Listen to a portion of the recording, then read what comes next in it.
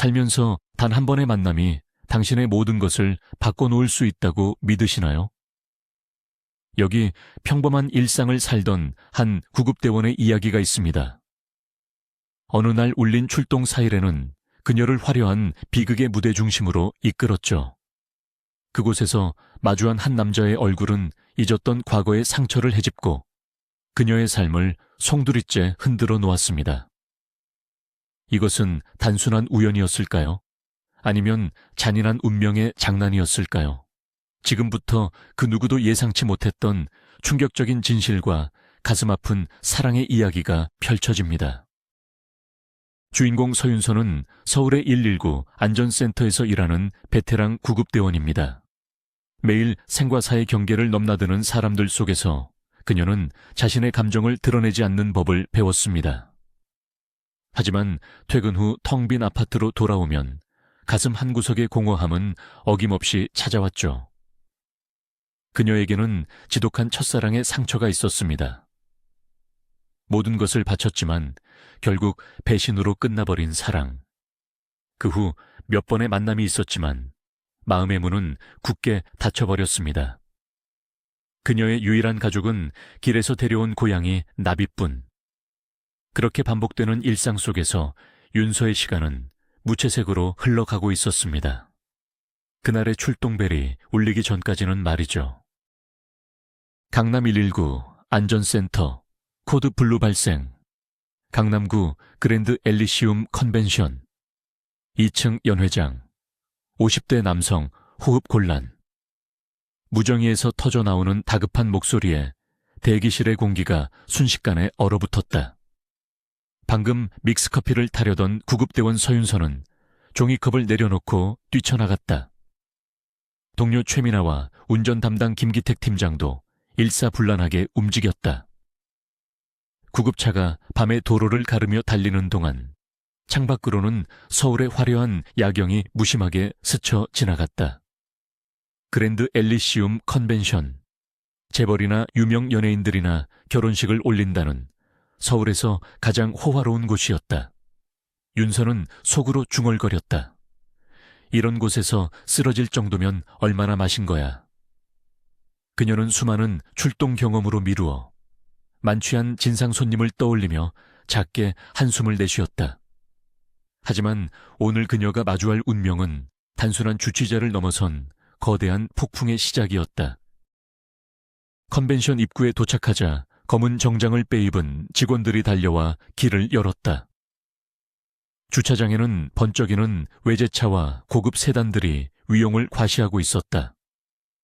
한 직원이 다급하게 소리쳤다. 이쪽입니다. 박 회장님 따님 결혼식인데 하객 한 분이 갑자기 쓰러지셨어요. 연회장 문이 열리자 전혀 다른 세상이 펼쳐졌다.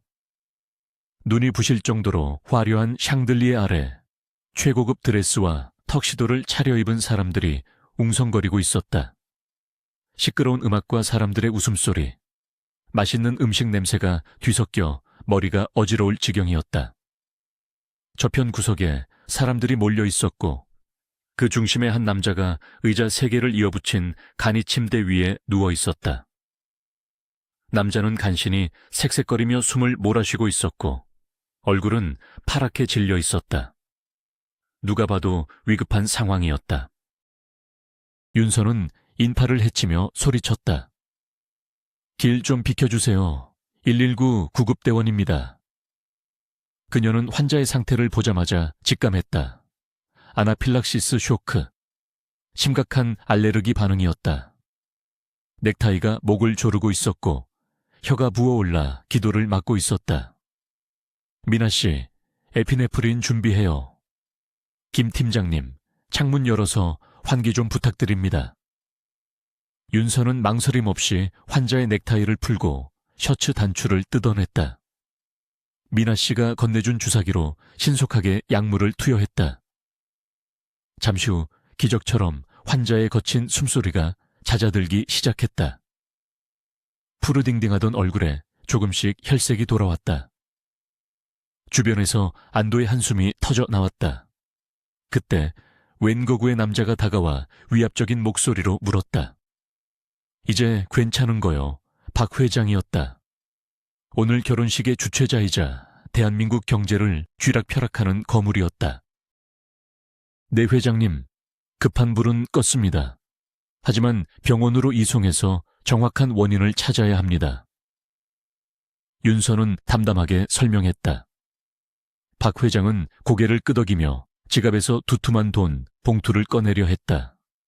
윤서는 정중하지만 단호하게 손을 저었다. 마음만 받겠습니다. 저희는 저희 일을 했을 뿐입니다.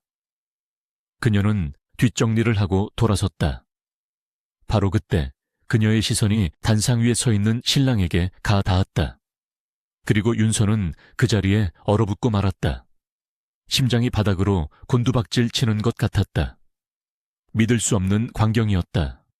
까맣게 잊었다고 생각했던, 그러나 단 한순간도 잊지 못했던 얼굴. 날카로운 콧날, 서늘하지만 깊은 눈매, 웃을 때 살짝 올라가는 입꼬리까지. 지훈 씨, 윤서의 입에서 자기도 모르게 이름이 새어나왔다.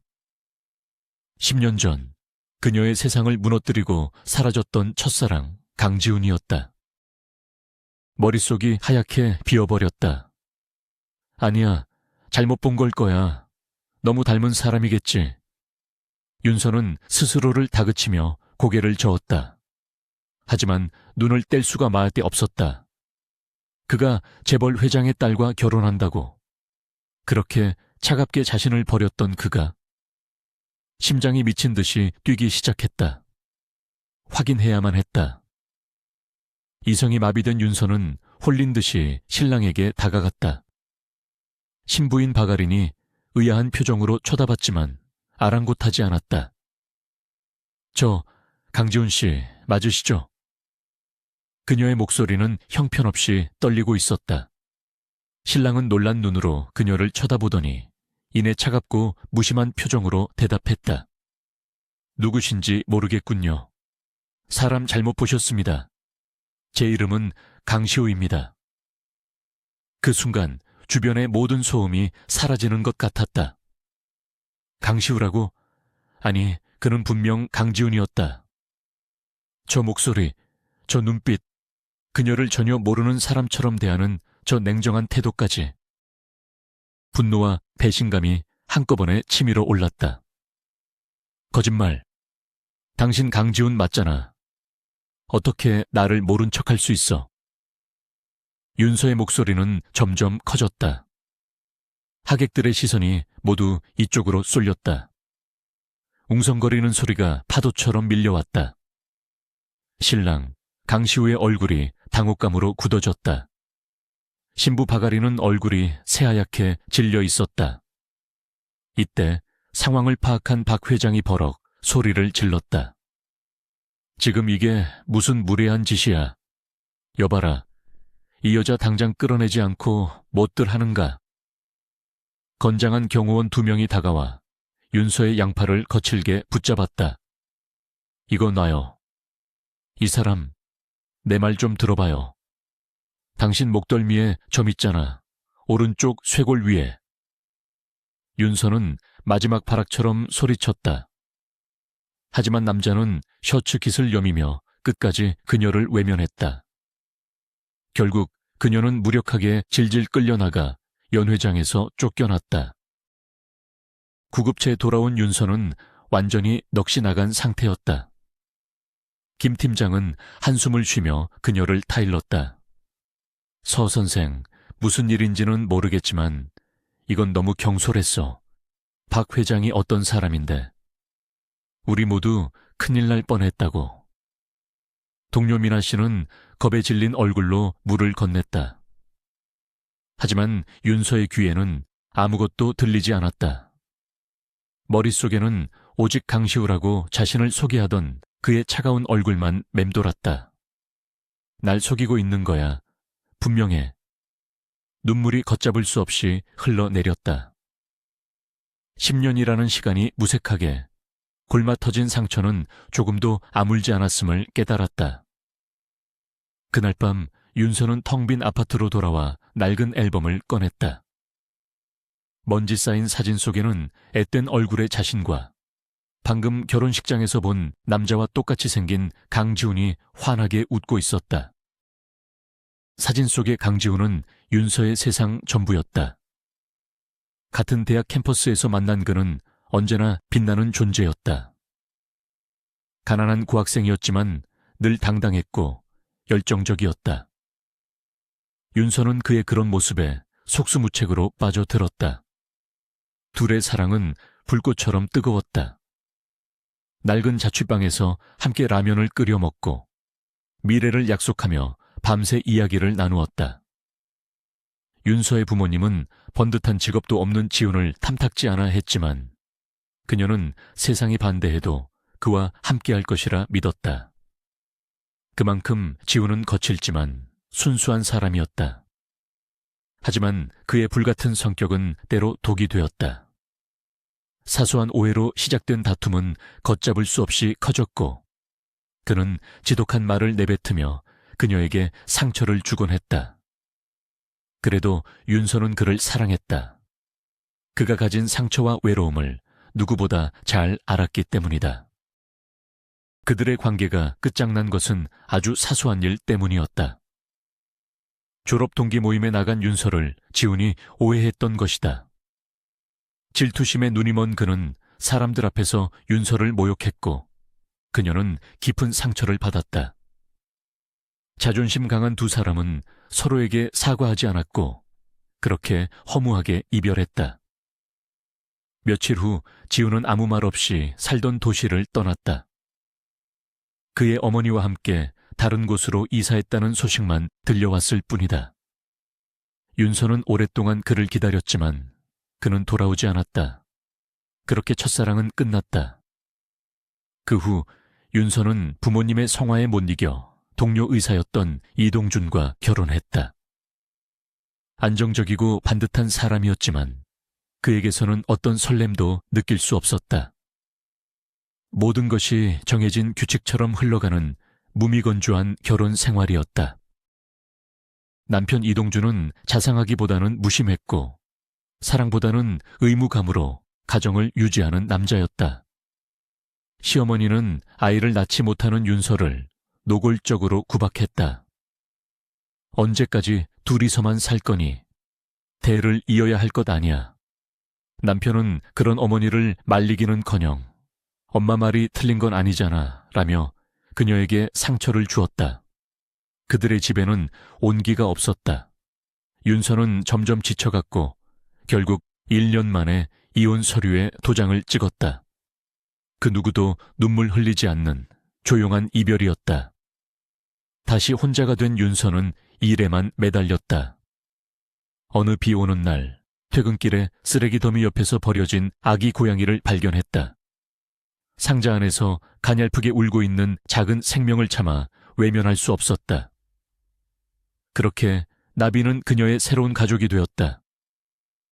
나비의 따뜻한 천만이 그녀의 유일한 위안이었다. 뜬 눈으로 밤을 새운 윤서는 다음 날 결심을 굳혔다. 이대로 넘어갈 수는 없었다. 그 남자가 강지훈이든 강시우든 진실을 알아내야만 했다. 그녀는 지난밤 결혼식 기사를 검색해 신랑의 신상 정보를 확인했다. 그의 이름은 강시우가 맞았고 유명 베이커리 체인을 운영하는 중견기업 사장의 아들이었다. 지훈의 배경과는 전혀 달랐다. 어떻게 이렇게 똑같이 생긴 사람이 있을 수 있지? 혼란스러웠지만 포기할 수는 없었다. 윤서는 휴가를 내고 강시우가 운영하는 베이커리 본사로 무작정 찾아갔다. 그리고 로비에서 그와 마주쳤다. 그는 어제와 달리 편안한 캐주얼 차림이었지만 그 얼굴은 여전히 윤서의 심장을 뒤흔들었다. 강시우 씨, 잠시 이야기 좀 할 수 있을까요? 윤서는 떨리는 목소리로 그를 붙잡았다.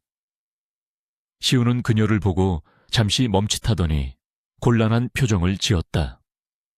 어제는 정말 죄송했습니다. 하지만 꼭 드려야 할 말씀이 있어요.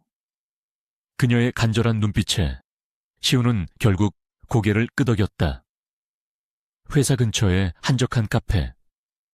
윤서는 낡은 사진들을 테이블 위에 올려놓았다. 사진 속의 강지훈을 본 시우의 얼굴이 놀라움으로 굳어졌다. 이 사람은 정말 저와 똑같이 생겼네요. 그는 믿을 수 없다는 듯 사진과 윤서의 얼굴을 번갈아 쳐다보았다. 이 사람이 바로 강지훈 씨예요. 제 첫사랑이었고요. 당신이 지훈 씨가 아니라면 이건 대체 어떻게 된 일일까요? 시우는 깊은 생각에 잠겼다. 그의 눈빛은 더 이상 차갑지 않았다. 오히려 깊은 혼란에 빠진 듯 보였다. 윤서는 지훈과의 과거 이야기를 털어놓았다. 그의 어머니가 조산사였다는 것, 두 사람이 어떻게 만나고 헤어졌는지, 그리고 그가 어머니와 함께 갑자기 사라졌다는 사실까지. 이야기를 듣는 내내 시우는 심각한 표정이었다. 저희 부모님은 의료계와는 전혀 관련이 없으세요. 평생 제빵 일만 해오셨고요.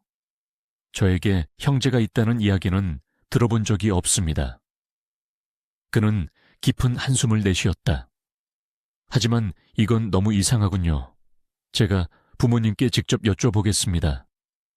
뭔가 알고 계실지도 모르니 연락처를 주시겠어요? 확인되는 대로 바로 연락드리겠습니다. 그의 태도는 진지했다. 윤서는 그가 거짓말을 하고 있지 않다는 것을 느낄 수 있었다.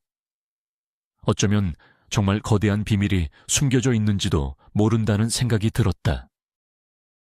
그날 저녁 시우는 본가로 향했다. 갑작스러운 아들의 방문에 부모님은 반가워했지만 그의 굳은 표정을 보고는 이내 불안한 기색을 내비쳤다. 시우는 윤서에게 받은 사진을 꺼내 보였다. 어머니, 아버지, 이 사람 누구예요? 사진을 본 어머니의 얼굴이 새하얗게 질렸다. 그녀는 손을 떨며 아무 말도 하지 못했다. 아버지는 깊은 한숨을 내쉬었다. 그 침묵 속에서 시우는 모든 것이 사실임을 직감했다. 한참 만에 어머니가 울먹이며 입을 열었다. 아들아, 사실 너에게는 태어난 지 1분 차이 나는 쌍둥이 형이 있었단다. 충격적인 고백이었다. 시우의 머릿속이 텅 비는 것 같았다. 어머니의 이야기는 믿을 수 없는 내용이었다. 어머니는 흐느끼며 수십 년 전의 비밀을 털어놓았다. 네가 태어난 산부인과에서 큰 불이 났었어. 병원은 아수라장이었고 모두 정신없이 대피했지. 그런데 그 혼란 속에서 네 형을 잃어버렸단다. 병원이 다른 곳으로 이전하고 모든 것이 정리된 후에야 그들은 쌍둥이 중 한 명이 사라졌다는 사실을 알게 되었다. 경찰에 신고하고 병원 측에 항의했지만 화재의 혼란 속에서 사라진 아기를 찾을 길은 없었다. 병원장은 책임을 지고 해고되었지만 아기는 돌아오지 않았다. 우리는 내 형이 그 화재 속에서 잘못된 줄로만 알았다. 그래서 차마 너에게는 말을 못했어. 어린 너에게 너무 큰 상처가 될까봐. 미안하다, 아들아. 시우는 망연자실했다.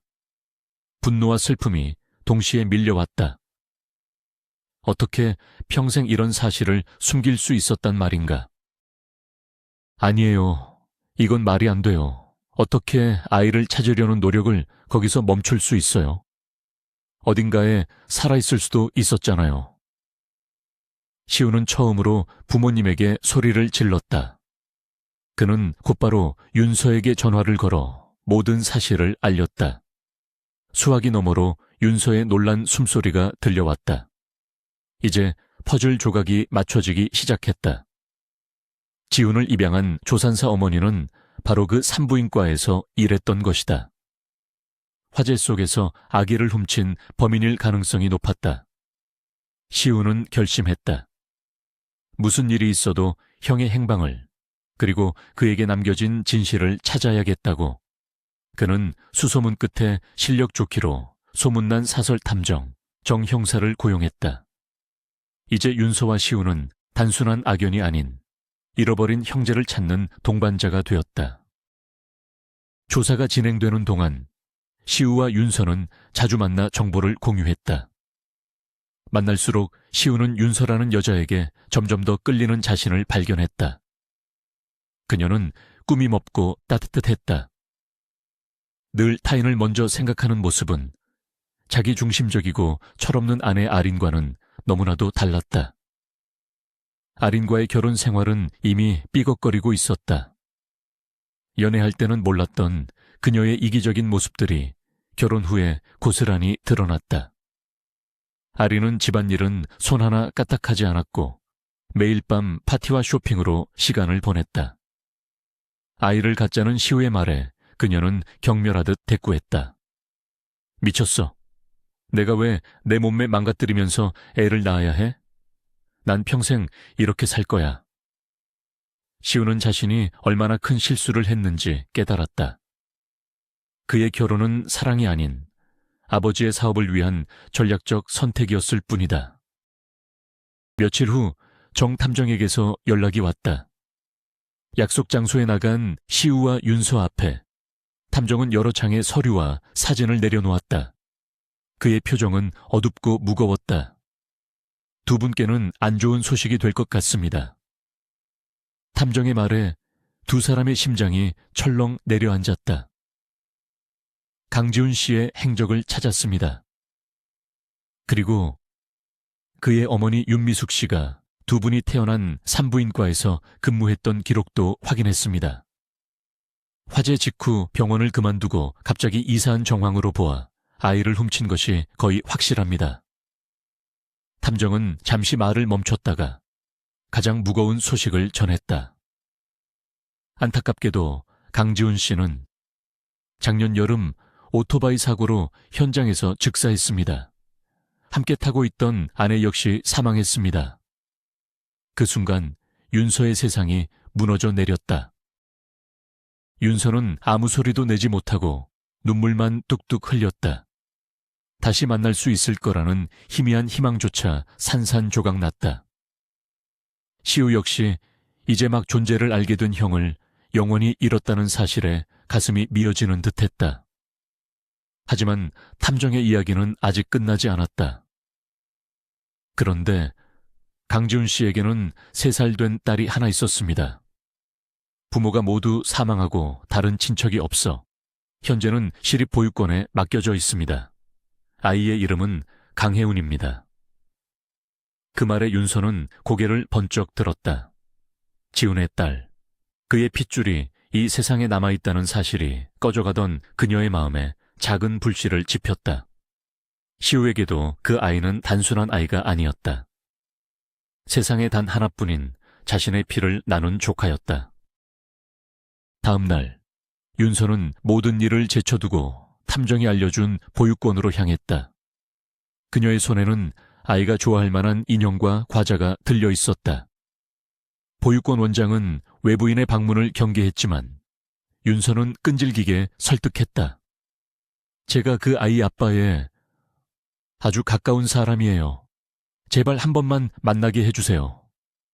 마침내 원장은 마지못해 허락했다. 잠시 후 놀이방 문이 열리고 작은 여자아이가 안으로 들어왔다.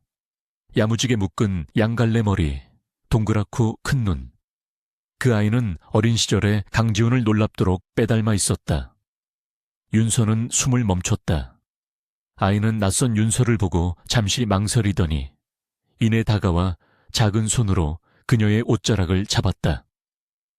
그리고는 수줍게, 하지만 분명한 목소리로 말했다. 엄마, 나 데리러 온 거야. 그 한마디에 윤서의 심장이 터질 것 같았다. 아이의 눈에는 그리움과 슬픔이 가득했다. 윤서는 자기도 모르게 아이를 끌어안았다. 작고 따뜻한 몸이 품에 안겨왔다. 응, 엄마가 너무 늦게 와서 미안해. 눈물이 뺨을 타고 흘러내렸다. 그녀는 이 아이를 절대 혼자 둘 수 없다고 결심했다. 하지만 현실의 벽은 높았다. 원장은 법적 절차 없이는 아이를 데려갈 수 없다며 완강하게 버텼다. 입양 절차는 복잡했고 몇 달이 걸릴지 모르는 일이었다. 아이는 윤서의 품에서 떨어지지 않으려 하며 울기 시작했다. 엄마, 가지마. 나랑 같이 있어. 그 모습을 보며 가슴이 찢어지는 것 같았다. 다급해진 윤서는 결국 시우에게 전화를 걸어 도움을 청했다. 상황을 전해 들은 시우는 잠시 망설였다. 하지만 수화기 너머로 들려오는 아이의 울음소리에 그는 더 이상 주저할 수 없었다. 그는 아직 법적으로 장인인 박 회장의 비서실에 전화를 걸었다. 박 회장의 이름을 대자 시청의 고위 공무원과 바로 연결되었다. 제게 아주 중요한 조카아이가 시립보육원에 있습니다. 사정이 있어 잠시 임시 보호를 해야 하니 최대한 협조해 주셨으면 합니다. 박 회장 사위의 전화 한 통은 놀라운 힘을 발휘했다. 10분도 차에되지 않아 원장에게서 전화가 걸려왔다. 원장의 태도는 180도 바뀌어 있었다. 아니, 진작 말씀하시지 그러셨어요. 아이의 큰아버지가 되시는 분인 줄은 꿈에도 몰랐네요. 그렇게 혜운이는 기적처럼 윤서의 품에 안겨 보육원을 나설 수 있었다. 그날부터 윤서의 흑백 세상은 총천연색으로 물들기 시작했다. 혜운이는 처음 며칠간 밤마다 악몽을 꾸며 울었지만 윤서의 따뜻한 보살핌 속에서 점차 안정을 되찾았다. 윤서는 난생 처음 누군가를 위해 요리를 하고 동화책을 읽어주며 잠을 재웠다. 피곤했지만 마음은 더없이 행복했다. 그녀의 부모님은 처음에는 당황했지만 이내 지훈을 닮은 사랑스러운 손녀에게 푹 빠져버렸다. 시우는 퇴근 후 매일같이 윤서의 집으로 찾아왔다. 그는 혜운이에게 다정한 삼촌이 되어주었고 세 사람은 마치 진짜 가족처럼 함께 저녁을 먹고 웃고 떠들었다. 혜운이는 시우를 아빠라고 부르기 시작했다. 아빠와 똑같이 생긴 그가 너무나 좋았던 것이다. 윤서의 집에서 따뜻한 온기를 느끼는 날이 많아질수록 시우는 자신의 결혼 생활이 얼마나 텅 비어 있는지를 절감했다. 아내 아린과의 갈등은 극에 달했다. 결국 그는 이혼을 결심했다. 아린 씨, 우리 이제 그만하자. 이건 정상이 아니야. 그 말에 아린은 코웃음을 치며 아버지에게 전화를 걸었다. 아빠, 이 사람이 나보고 이혼하재. 당장 와서 해결해줘. 곧바로 박 회장이 들이닥쳤다. 그는 시우의 멱살을 잡을 듯이 몰아붙였다. 네가 감히 내 딸을 버려? 내 사업, 아니 내 인생을 통째로 망가뜨려 줄 수도 있다는 걸 잊었나? 하지만 시우는 더 이상 물러서지 않았다. 회장님 딸과의 결혼 생활은 제게 지옥이었습니다. 차라리 모든 걸 잃겠습니다. 저는 제 인생을 살겠습니다. 그 어느 때보다 단호한 그의 모습에 박 회장도 결국 두 손을 들고 말았다. 이혼 서류에 도장을 찍은 시우는 여행, 가방 하나만 들고 집을 나왔다. 그는 망설임 없이 윤서의 아파트로 향했다. 초인종 소리에 문을 연 윤서는 가방을 든 시우의 모습을 보고 모든 것을 직감했다. 그는 지친 얼굴로 하지만 희미한 미소를 지으며 물었다. 나 잠시 머물러도 될까? 윤서는 말없이 고개를 끄덕이며 그를 안으로 들였다. 그날 밤 세 사람은 나란히 앉아 저녁을 먹었다. 혜은이는 아빠, 이제 우리랑 같이 사는 거야 라며 기뻐서 어쩔 줄 몰랐다. 시우는 혜은이를 끌어안으며 대답했다. 응, 이제 아빠 어디 안 가. 그 모습을 바라보는 윤서의 눈에 조용히 눈물이 고였다. 길고 긴 외로움의 터널이 드디어 끝나는 기분이었다. 시간이 흘러 세 사람은 완벽한 가족이 되었다. 주말이면 함께 공원으로 나들이를 가고 평일 저녁이면 거실에 모여 혜은이의 재롱을 보며 웃었다. 어느 날 시우와 윤서는 혜은이를 데리고 지훈과 그의 아내가 묻힌 추모 공원을 찾았다. 묘비에 새겨진 지훈의 아내 사진을 본 윤서는 깜짝 놀랐다. 자신과 너무나도 닮아 있었기 때문이다. 시우가 조용히 말했다. 형도 당신을 잊지 못했나 봐요. 그래서 당신과 닮은 사람을 사랑했나 봐요. 윤서는 지훈의 묘비 앞에 국화꽃을 놓으며 속삭였다. 지훈 씨, 걱정 마. 당신 딸 혜운이는 이제 내 딸이고 내가 세상에서 가장 행복한 아이로 키울게. 그리고 당신을 꼭 닮은 이 사람과 함께 정말 행복하게 살아볼게. 그들은 오랫동안 말없이 서로의 어깨에 기댄 채 서 있었다.